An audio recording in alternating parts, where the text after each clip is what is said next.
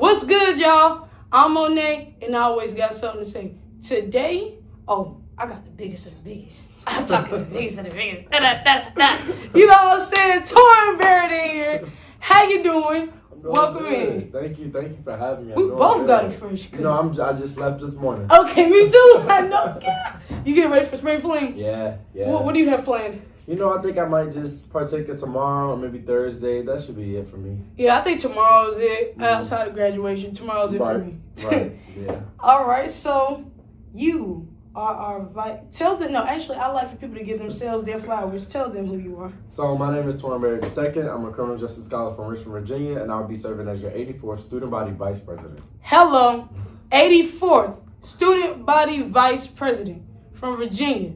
Not necessarily a Carolina native, but he's our cousin. Right. You know what I'm saying? Right. I always say 804 state next door. Hello. Okay? Hello. How would you compare and contrast North Carolina and Virginia? I would say North Carolina, like for me personally, I like North Carolina. There's some great parts of Virginia, but where I'm from in Richmond, I feel like people always have the stigma of wherever you're from is not the best to you, because it's like everybody be like, you could say, oh yeah, I don't like Richmond, I'm not going back to Richmond, but I can say that because I'm from there. But for somebody else, they can say, oh yeah, I want to move to Richmond because Richmond got this. So it's just like, I think it's just being familiar with what Virginia has to offer. North Carolina has been so different to me. That's good. So what does Virginia have to offer to the people who don't know anything about Virginia? I would say, honestly, Richmond in itself, I think it's just for jobs, to be honest. I don't think it's much like entertainment there. I don't think it's much like, it's not a lot of things to do in a sense for me, but I think it's great for jobs. Understood. I think historically, because I am a history major, historically Virginia has been, for the factories, such as the tobacco industry went crazy in Virginia. So it's very big on the job field. But the only entertainment that came out of there, one of the biggest of the biggest now, C Breezy. Yeah. Chris Brown, straight up out of Virginia, man. Yeah. I think Missy Elliott is from Virginia as really? well. Yeah. What about, is Pharrell from Virginia? Pharrell is from Virginia. Yes. Beach. Yeah. Yes, you have three of the best in the industry. Not only artists, but you have songwriters. Yeah. They are creative. When Missy popped down the trash bag, I know the world was like, what's this lady got going on? Yeah. So there's the creativity, because we just spoke about three great creators. Right. That creativity, is it flourished around Virginia? Like, does each and every Virginian have some level of creativity? I would say there are a lot of creative people in Virginia. I mean, like you said, you have songwriters, you have artists. I mean, you have amazing athletes. So many great athletes that I know personally have come out of Virginia within the past 5 to 10 years. So I would say that there is a lot of creativity in Virginia. That's good. Yeah. That's good. All right. So from Virginia to North Carolina Central, what was the journey? Why did you choose North Carolina Central your senior year of high school? So my brother actually went to Norfolk State University, and so does my sister. And so I think initially my mom was kind of like, okay, this is probably where you're going to end up going. But every time I went, I just didn't feel like the family energy that I wanted to. And so I started to learn more about HBCU, so my mom was very adamant on me going to a HBCU. Yeah. And so this is the first school that I toured, and when I got here, I instantly fell in love with it. And I wish I remembered the young lady, the Eagle ambassador who did my tour, did my tour, because I really, she did such a great job, like truly explaining everything that was going on campus, and like she just did a great job, and it made me want to come here. That's good. I had 2 Eagle ambassadors actually for my visit, but when I stepped out of the parking deck, it felt like home. Yeah. Like when I breathed in the air, I'm like, this is where I'm supposed to be. And literally every Eagle, even alumni that I have interviewed, said the same thing. My visit is what made me want to go here. So when you're talking about the Eagle ambassador, that ties in community, right? The community makes it feel like home outside of the atmosphere. And you are now in a leadership position. What does community mean to you as far as making the atmosphere feel like home, just like it was for you? So much. I mean, I always say, me and my president Hanif, we always talk about like wanting our administration to be one that really helps bring back like the campus culture and the family environment, because when I first got here, it was just, I don't know, it was just off the roof for me. I instantly fell in love with the school, and then like going to football games, like everything just felt so like colorful to me in a sense. And not to say that it doesn't now, but I do think that there's so many things that could be implemented to help shape our campus culture. Such as like just bringing back stuff like the game day chants, and like really like engaging in stuff, and like what's it called? it's like, goodness, I forget. But it's just like, I don't know, it's just a bunch of little things that we could do here in North Carolina Central to really bring back that culture. So you said game day chants. That brings back tradition. That brings back tradition. We have to bring back the tradition of North Carolina Central, because when I was just talking to Dr. Johnson about this, our generation, this is why I asked you how many classes you've had in the history department. Our generation lost a sense of importance, and that happened from a couple generations before, really just one generation before our parents. But we've lost a sense of importance of history, and along with that goes with the importance of tradition. Yeah.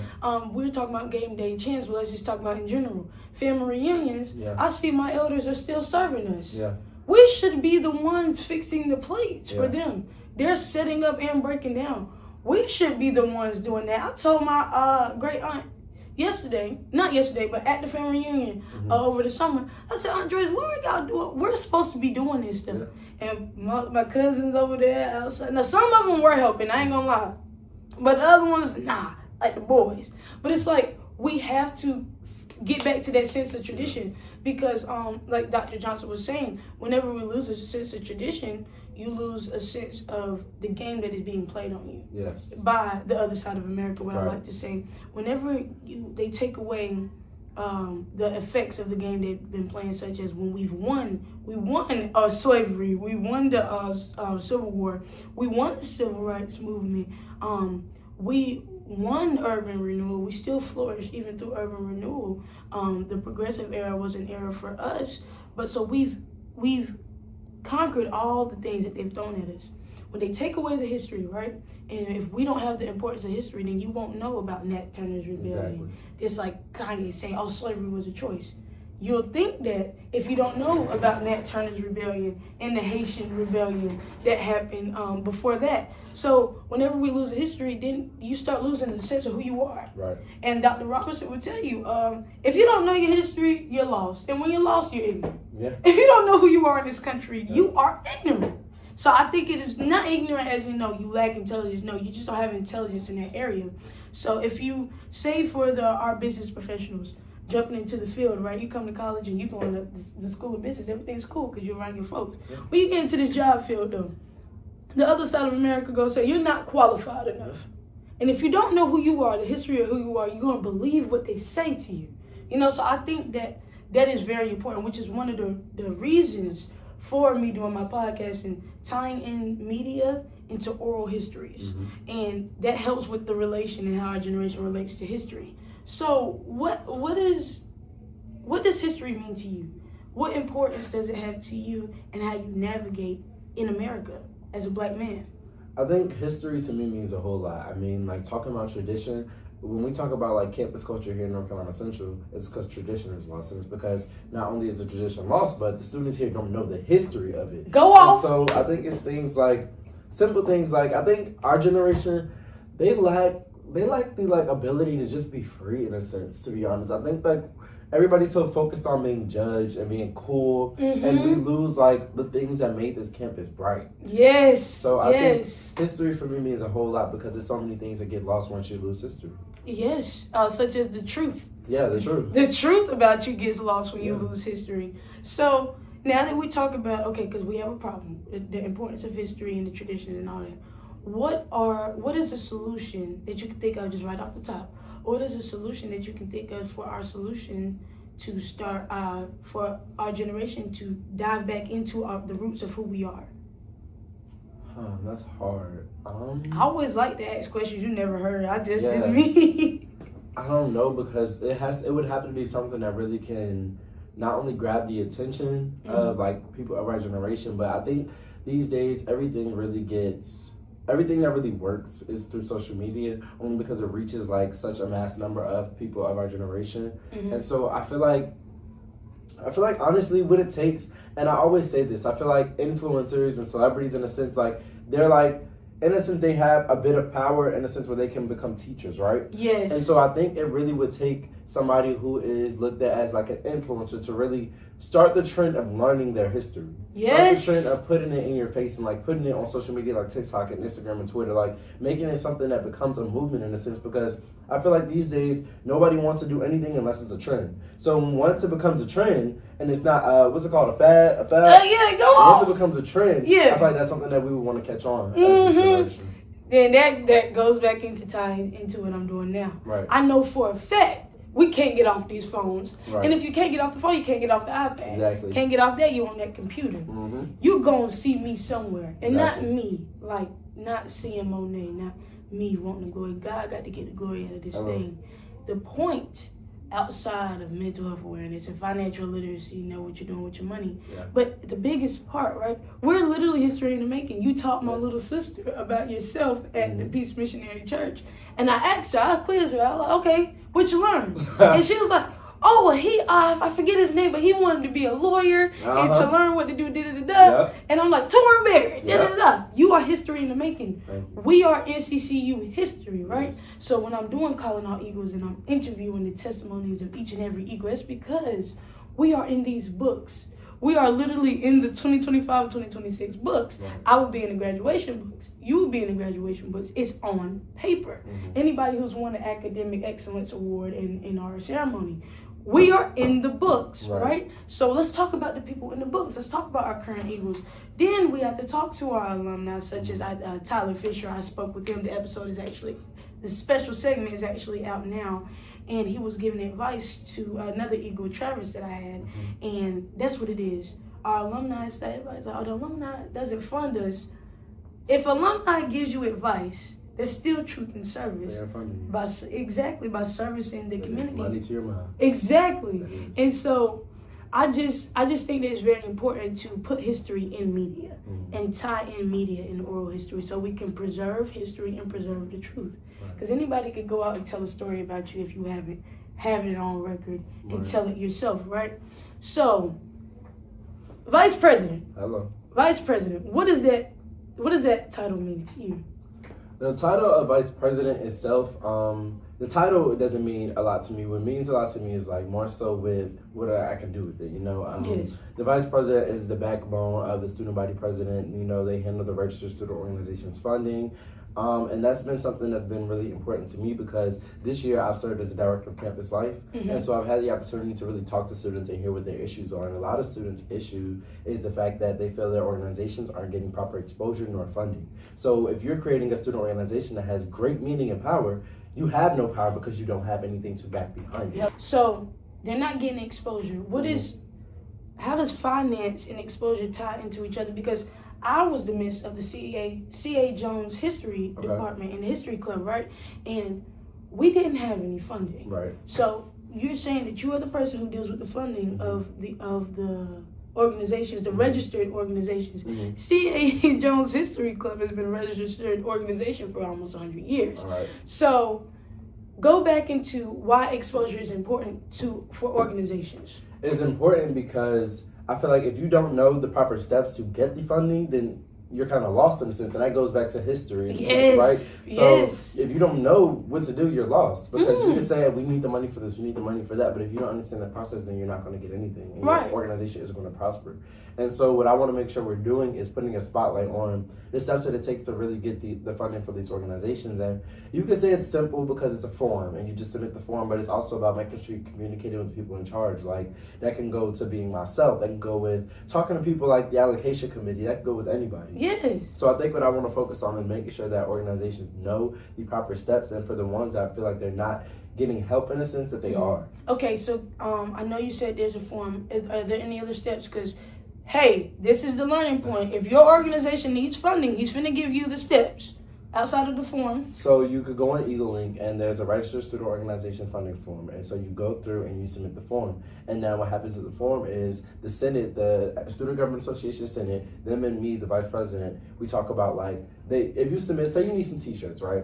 You send in the request and you say, I need this amount of t-shirts and I need it for a certain date, and you say why you need it. What we do is figure out how much money will support your organization the best so that you can get exactly what you need. There you go. There you go. This is proof in the pudding. This is why he's the vice president, because he is here to help the Eagles. And I really do appreciate that. I will be graduating May 9th, so C.A. Jones is an undergraduate program. Does the committee also help with graduate programs? I would say graduate programs. Yeah, graduate clubs, graduate organizations, because we do have a graduate history club for the history department. If it's a registered student organization, it should. I don't see why it wouldn't. Okay. Just getting in the position, I maybe that's something that I haven't learned yet. Okay. But I don't see why I wouldn't if it's a registered student org. Okay, that's good. That's good. I appreciate that, because we definitely needed that. Okay, so I love the fact that you said the title doesn't mean anything to you. It's what I can do through this thing and what I can do with this thing. And I think that goes along with what I was saying earlier about myself. God got to get the glory out of this thing. Yes. I'm a member of World Overcomers Church in Durham, North Carolina, Pastor Andy Thompson. And what Pastor Andy's theme has been is God getting the glory out of this. Right. The point of pain is for God to get the glory out of it, but we're not talking about pain, we're talking about calling, right? Right. When you are going through your calling, or when you actually say yes to your calling, such as myself, I've had to say yes, so I had to do some revamping. But God has to get the glory out of it. That's the whole point, right? And so what you're doing is, what I say about volunteering or being in your community is you're tithing time to God by loving thy neighbor. It's in the 10 Commandments. And so when you tithe time to God, you reap time from God in a multitude of different ways. So I think that is very good that you're tithing your time to your community, because that's what Dr. Shepard founded this institution for. Truth and service. Truth as an authenticity, right? And how you show up, such as not caring about the title, but what you can do, and how you implement yourself in the title, right? Service to your community and to your fellow Eagles. I think that you are a great representation as our vice president. And I also know for a fact that you are a staple to realigning the students' thinking when it comes to SGA and the higher, well, not even higher, because this is the thing, right? Yeah, the imaginary hierarchy in a sense, right? So, I mean, I know that in my time in SGA, because last year I served as the freshman class president, I know that there was I know that there was like a lot of people who were like, oh yeah, we're recruiting SGA are stuck up people, they don't really want to help, but like just all of these different stigmas. And to be honest, if I was not a member of SGA, I could see how it could be true, because it's like, it's basically the fear of the unknown, right? You're not a part of the organization, so you don't understand everything that goes inside of the organization. And because these are people who, in a sense, have these high titles, you could be afraid to talk to them. You could feel like they're not approachable people, and the whole time they are. You just wouldn't know because you haven't tried. So I think that making sure that we really are showcasing our student leaders, their actual character, not just the face that they put on with the position and the title, is really important this year. And that's something that I know me and my president, Hanif, will be working to do. Maybe I should start a podcast. Maybe so. SGA podcast. I'm dead serious. Just like the chancellor has her podcast, she updates us. She literally gives. This is the midterm update of what North Carolina Central has accomplished. Do it. We have 3 studios on this campus: Ferris and Newton, the new student center, and here. But this is predominantly for students and part of the history department, such as sociology. Aren't you a political science? No. Criminal justice. Criminal justice major. I am sorry. I'm sorry about that. Criminal justice major. Okay. Anybody can use Ferris and Newton. And you're SGA, you'll be fine. Y'all do it. I'm dead serious. Go ahead and start it. I like that, yeah. I don't know how frequent it would be, but I do think that's something that we could do just to like connect with the students in a sense. So yeah. Just do one to start SOAR off. Do one to start SOAR off. Do one to start off the year. Do one for homecoming. We just need updates. We don't need to see y'all all the time. I mean, I want to see y'all all the time, but I know y'all have a lot to do. And one thing I say about this podcast is, for me, if this was a job, I wouldn't be doing it. I do it because I love it. And I do it because I have the extra time to do so, right? You don't have to do a lot, but I'm just saying, if you're saying the problem is y'all aren't communicating, y'all aren't getting in community with us, then like I had calling out Eagles. I said, all the Eagles DM me if you want to be on. Ain't nobody DM me. You know what I do? Once a week I DM like 200 people, copy and paste one message. Hey, I want to be on Calling All Eagles, let me know. And I get people all the time now. You have to reach out to the community because they're not going to come to you. It's going to happen like that. I really like you, bro. Like, you're just so authentic. Like the first time we talked at the church, you're just the same. This is a representation of an Eagle. I know that unfortunately we've had some events on campus that ties into mental health awareness and ties into bullying, right? like I said, this is a representation on how to be an eagle, how to come up. We have problems. We came up with solutions together, and just being a progressive eagle. Another point of this is to realign the atmosphere. Whenever us as humans implement atmospheres of haste, right? Going back to the Bible, when we implement atmospheres of haste and not loving our neighbor and going against the commandments, the devil trickles in atmospheres like that, right? And it just a trickle down of things happen. So we are forced to realign the atmosphere back into truth and service, back into Eagle Pride Amplified, soaring to greater heights, because that is what this institution was founded for. We're not founded for Twitch. We're founded to love our neighbor, truth, and service. That's it, and that's all. That's it, and that's all. Any, because you gave the Eagles a lot to learn, and you gave them a lot. Anything that you want to say as some last words, because I know you have to get to a meeting. I just want to encourage everybody to truly find what makes you the happiest and to really indulge in it. I mean, a friend of mine, Jeremiah Conrad, always says, give yourself grace. And so I really want the Eagles to focus on giving themselves grace, not feeling like they have to do everything that comes to this plate, because guess what? Sometimes you have to say no. And because if you're saying yes to everything, when will you ever be able to have a yes for yourself? So I think that it's really important to find what makes you happy and indulge in it, and to really give yourself grace. There you go. Say yes for yourself. You know what's crazy? Like I told you, I got the chance at 11 a.m. in the morning. And I've been listening to her podcast, The Eagle Exchange. Y'all check it out. Apple Podcasts and Spotify. I'm going to help her out get it some more places. But I listen to her podcast, and this lady goes to say, every podcast, she asks her guests, what do they do for self-care? And she goes to say, well, every year I have a New Year's resolution for self-care. And I end up having to take away my resolution because she doesn't do self-care. I'm going to talk to her about that self-care. I'll be like, well, Mr. Torren told me, give a yes. Give it to your self-care. Give a yes to yourself. I would give her that exact quote, because we need her. But more than that, she needs her. You know what I'm saying? If she's not taking care of herself, woman, you ain't taking a nap. You be here for 10 hours. You ain't taking no nap. We don't need her overstimulated or overburnt, right? And that just goes into life in general. Don't burn yourself out doing this thing called life. And that's the biggest thing that I've learned. So if I can be honest, I've recently experienced burnout. I don't mean to make nothing sad or anything, but I actually just got in a car accident this weekend. I'm sorry to hear that. Thank you. And when I went to the hospital afterwards, they were just they said your heart rate is slow. They were just all your levels are off, and they said that they could just tell I'm exhausted. And to be honest, I haven't been able to take care of myself in a sense because I've been touch on go for so long. Why? Just because I love the grind. You love the grind. I do, but I've learned that if I want to grind, I gotta love myself as well. I take care of myself, because I can't show up for everybody else when I'm not well. I mean, if I have nothing to give, there's nothing for y'all to give. right. So I think that that's something that I'm making sure that I'm implementing. I mean, I took all of yesterday to sleep. I'm going to take this evening to sleep. I'll probably enjoy tomorrow and enjoy Thursday, but Friday I'll be back in the bed. I just want to make sure that I'm taking the proper precautions to rest. And getting rest. Listen, man, I really, you're the GOAT. You're the GOAT. You're the GOAT when it comes to this mental health awareness thing. When it comes to the self-care awareness thing, you're not just a vice president, but you are an advocate. Not only an advocate for one thing, but many things, a multitude of things.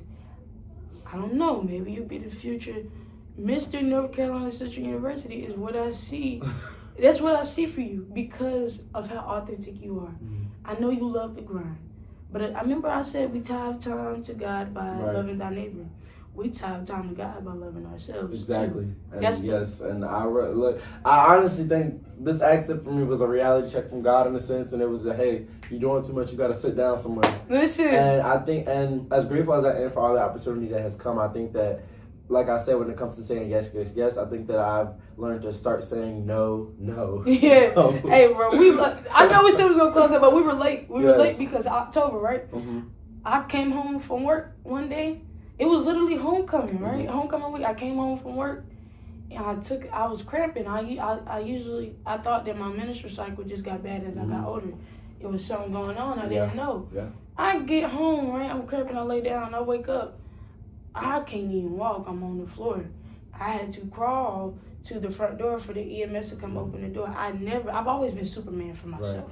I've always been able to pick myself up. I've never had to depend on nobody else. not only nobody else, but just God solely, like Yeah. physically, Yeah. in a physical sense, Yeah. mentally and emotionally, yes. Financially, I've had to Physically depend. ask him to pick you up because you can't physically do it. Yeah. That was a reality check, and you want to know what? He had just blessed me with my apartment. I had just signed the lease in July. Congrats. Just got a new car in July, right? He blessed me with the job, and so whenever I got the apartment, I saw I got to work more.